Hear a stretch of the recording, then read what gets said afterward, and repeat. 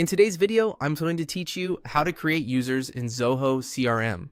By the end, you'll be able to add a new team member, give them the right access, and get them ready to work in your CRM right away. Start by opening your Zoho CRM and heading to the settings area. Look to the upper right of your screen and click the settings icon. You can do this from anywhere in the CRM. You don't have to be on a specific module. If your layout looks a little different, don't worry. Zoho updates the interface from time to time, but the icon is always easy to find. On the settings page, find and click Users. It typically sits under the Users and Control section. This is where you manage everyone who can sign into your CRM, view or edit data, and access features based on what you allow. Next, click New User. This opens the form for creating someone's account. Keep an eye out for fields marked as required.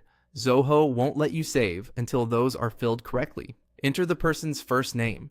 Use the proper capitalization so records and emails look professional throughout the system.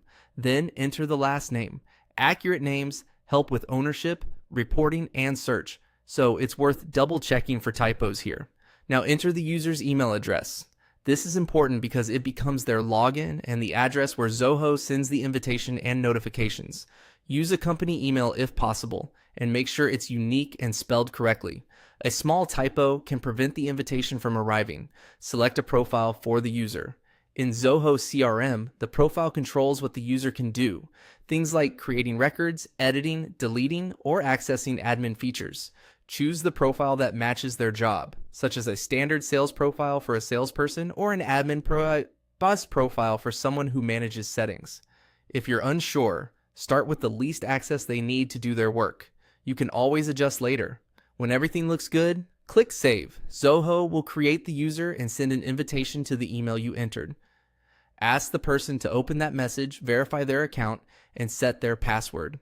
If they don't see it, have them check spam or junk folders and whitelist Zoho's sender domain.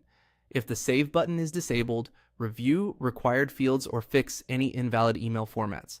If you receive a message about reaching your user limit, you may need to free up a license or adjust your subscription. That's it. Your new user is now set up in Zoho CRM and ready to go.